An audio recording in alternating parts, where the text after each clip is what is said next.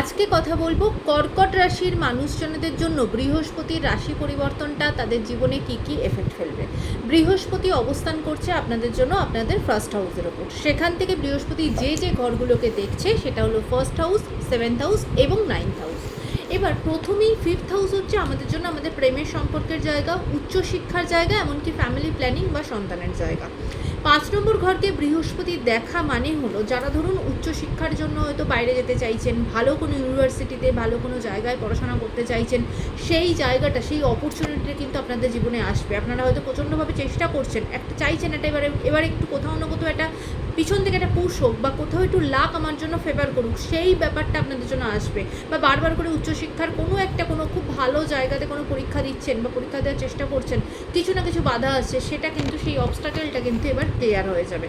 যারা ফ্যামিলি প্ল্যানিংয়ের কথা চিন্তা ভাবনা করছেন তাদের জন্য এই বছরটা, বিশেষ করে কর্কট রাশির মানুষজনদের জন্য এই বছরটা তাদের ফ্যামিলি প্ল্যানিংয়ের জন্য খুব ভালো যাবে।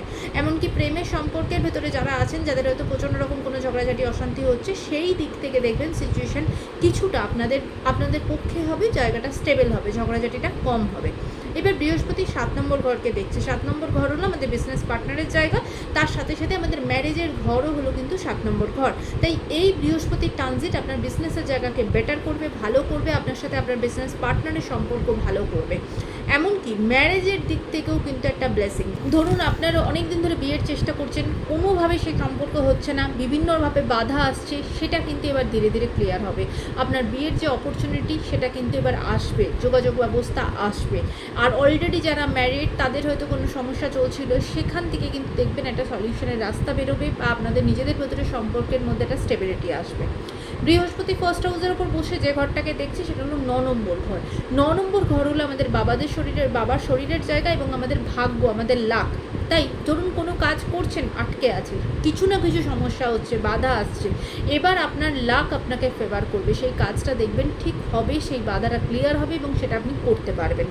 তার সাথে সাথে যারা হয়তো তার বাবার হয়তো কোনো রকম কোনো হেলথ ইস্যু চলছিল, বিভিন্নভাবে ভুগছিলেন, সেইখান থেকেও তার হেলথের দিক থেকেও কিন্তু জায়গাটা ভালো হবে, শারীরিক দিক থেকে কিন্তু সেটা অনেকটা সুস্থ হবেন।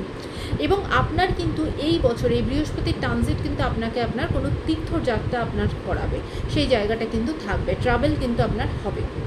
মোটামুটি কর্কট রাশির মানুষজনের জন্য এটা কিন্তু একটা ওভারঅল আলোচনা।